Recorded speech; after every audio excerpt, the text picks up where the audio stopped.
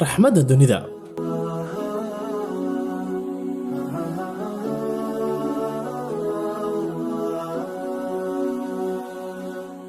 barnaamijkan raxmadda dunida ayaan waxaan diradda ku saaraynaa dhaqamadii iyo tusaalooyinkii ugu wanaagsanaa ee nebigeena Mustafa sallallahu calayhi wasallam, waayo waxa uu ahaa jaamacaddii oo qof ah, tusaalihii ugu wanaagsanaa oo qof ah, barbaarintii ugu cajiibsanayd oo qof ah, raxmaddii dunida oo qof ah, iyo caalamkii oo dhan oo qof ah.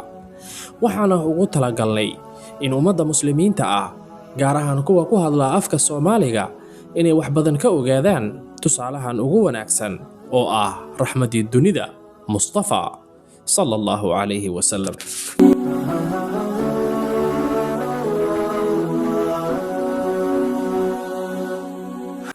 waxaan doonaynaa inaan iswaafajino marxaladihii kala duwanaa ee uu soo maray Mustafa sallallahu calayhi wasallam intii uu noolaa, iyo marxaladaha aan maanta marayno, casrigii uu isaga noolaa iyo casrigan aan haatan nool nahay annaga, oo markaasi gundhig uga dhigayna qur-aanka, axaadiista nebiga sallallahu calayhi wasallam, waxyaabihii laga soo wariyey saxaabadii Ilaahay ha ka raali noqdee, iyo culimmadii kala duwanaa ee wanaagsanaa, kuwii hore iyo kuwa maanta. waxaana rajaynaynaa in barnaamijkan raxmadda dunida oo ah barnaamij taxane ah inaad wax badan aad ka faa'iidi doonto insha Allah.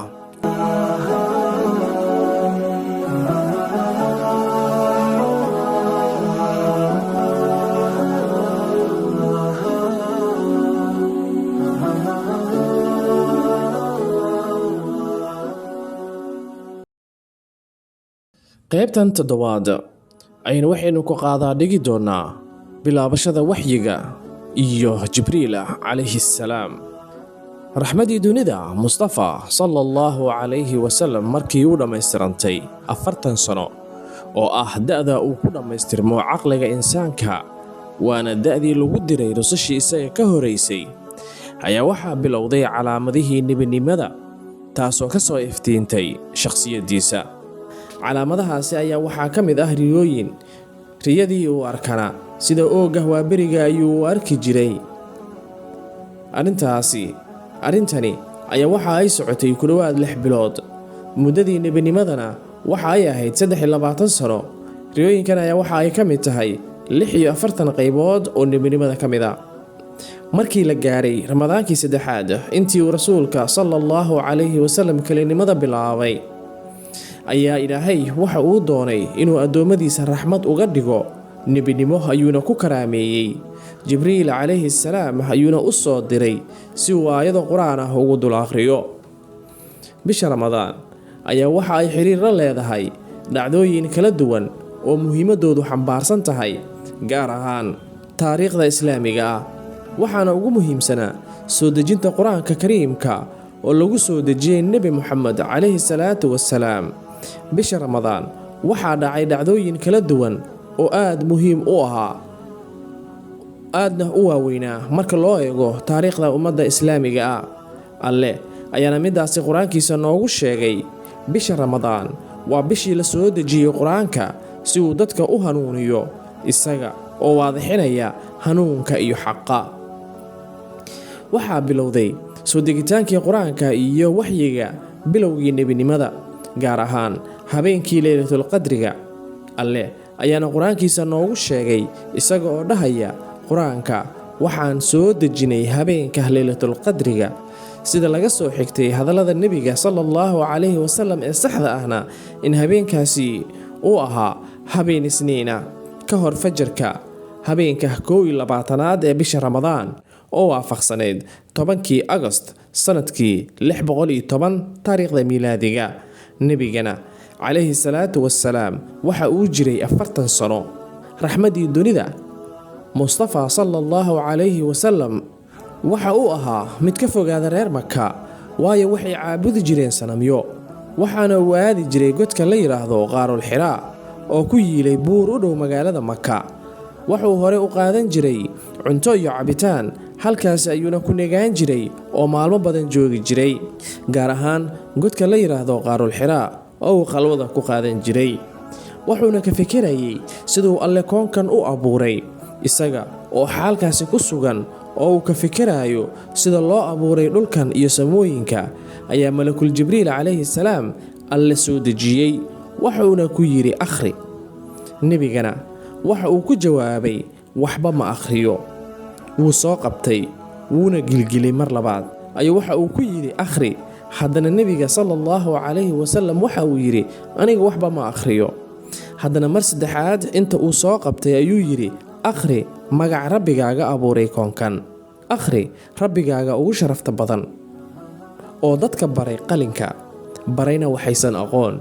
suuratul calaq aayadaha 1 ilaa 5. markaasuu rasuulka sallallahu calayhi wasallam ka daba akhriyey. intaa kadibna malagii waa uu tegey. raxmadii dunida Mustafa sallallahu calayhi wasallam isagoo naxsan oo wadnihiisu aad u garaacmaayo ayuu gurigiisii yimid.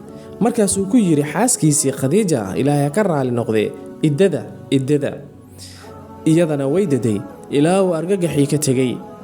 markii naxdintii ka baadayna ayuu qisadii u sheegay, kuna yidhi naftayda ayaan maanta u baqay. markaasay tidhi ilaah baan ku dhaartaye alle ku hoojin maayo weligaa, maxaa yeelay martida waad soortaa, xaqana waad u kaalmaysaa.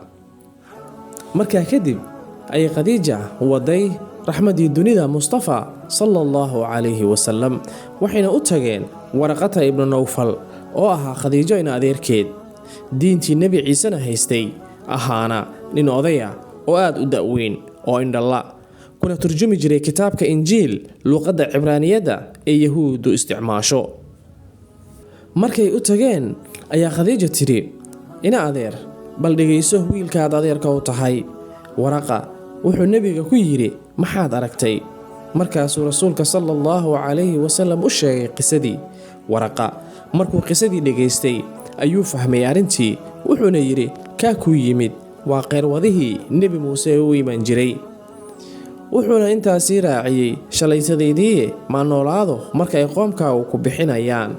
raxmadii dunida Mustafa sallallahu calayhi wasallam aad ayuu ula yaabay hadalka Waraqata ibnu Nawfal. waxa uu la yaabay wanaagga iyo jacaylka uu dadkiisa dhexdiisa ku leeyahay, iyo hadalkan ah Maka ayaa laga saari doonaa. markaasuu yidhi oo ma i bixinayaan? Waraqa wuxuu yidhi haa, qof lama iman waxa aad la timi ilaa waa lala collaytamay. haddii aan maalinkaa gaarana waan ku gargaari. ha yeeshee Waraqa markaa kadib muddo badan ma sii noolaan, waxyigiina wuu israacraacay. kadib rasuulka sallallahu calayhi wasallam waxyigii muddo ayuu ka kala go'ay si argagaxa uga tago. dabadeed wuxuu yidhi rasuulka sallallahu calayhi wasallam anigoo soconaya ayaan samada markaan arkay malagii qaarul xiraa iigu yimid oo kursi ku fadhiya samada iyo dhulka dhexdooda. markaasaan ka argagaxay ilaa aan dhulka ku dhacay. kadib reerkaygii ayaan u tegay oo ku yidhi iddada. markaasay iddadeen. alle ayaa markaasi soo dejiyey aayadahani: nebiga isdadayow, kac oo dig, rabbigaana weynee, dharkaagana daahiri, waxa xunna ka hijrood sida asnaamta oo kale. waa suuratul Muddathir aayadaheeda ugu horeeya. markaan dib ugu laabano khalwada ama la keli noqoshada alle, waxaa laga helaa faa'iidooyin dhowr ah. waxaana ka mid ah marka uu qofka alle la keli noqdo isla markaana uu xuso allihiisa, waxaa meesha laga eriyaa shaydaanka. waxay ka tiraysaa qalbiga oo ka kaxaynaysa walwalka, ciriiriga, murugada iyo cudurrada ku dhaca qalbiga sida xasadka, xiqdiga iyo carada xaddaafka ah. marka aad xusayso alle la kelina tahay, la keli ahaanshahaasi iyo xuska alle ee wada jira ayaa waxa uu keenaa risqi. qofka alle ayuu aad ugu dhowaanayaa, qalbigana waasac ayuu u noqonayaa. ugu dambayntiina la keli ahaanshaha alle waxaa lagu dhaafaa dembiyada iyo khaladaadka kaa dhaca, ajarkaaga iyo xasanaadkaagana wuu badanayaa. haddaba aynu u gudubno hababkii uu waxyiga ugu imaan jiray rasuulka sallallahu calayhi wasallam. ka hor intaynaan gudagelin faahfaahinta iyo noloshii risaalada ama fariinta iyo nebinimada, inaan ogaano qaybaha uu waxyiga u imaan jiray oo ah isha risaalada ama isha fariinta iyo u gargaaridda dacwadda. ibnulqayim oo noo sheegaya marxaladaha waxyiga waxa uu yidhi wuxuu waxyigu ugu imaan jiray rasuulka sala allahu calayhi wasalam 7 nooc oo kale ah sida tan. 1. riyo wanaagsan oo hurdada ugu imaanaysay, taasoo u caddayd sida ooga waa beriga, waana bilowgii waxyiga. 2. arrimo uu malagu qalbigiisa ku rido isagoon malagii arag. 3. malaga ayaa nin isaga soo dhigi jiray oo la hadli jiray ilaa ay mararka qaarkood ay asxaabtu arkeen. 4. waxyiga ayaa ugu imaan jiray sida qaylada gambaleelka, waxayna taasi ahayd habka ugu daran raxmaddii dunida Mustafa sallallahu calayhi wasallam ee waxyiga ugu imaan jiray oo wuu dhididi jiray iyada oo uu qabow daran uu jiro. 5. malaga ayaa ugu imaan jiray suuraddiisa alle ku abuuray oo u waxyoon jiray, waxayna arrintani dhacday 2 jeer sida ay tilmaantay suuratun najm. alle ayaa ugu waxyooday samaawaadka dushooda sida habeenkii la dheelmiyey ee salaadaha lagu soo farad yeelay. 7. alle ayaa toos ula hadlay iyada oo aan cidina u dhaxaynin, si la mid ah siduu nebi muuse bin cimraan ula hadlay. haddaba qaybtan 7aad halkan haynoo joogto. waa maxamed cali juxa oo idinkaga tegaya salaamullaahi calaykum.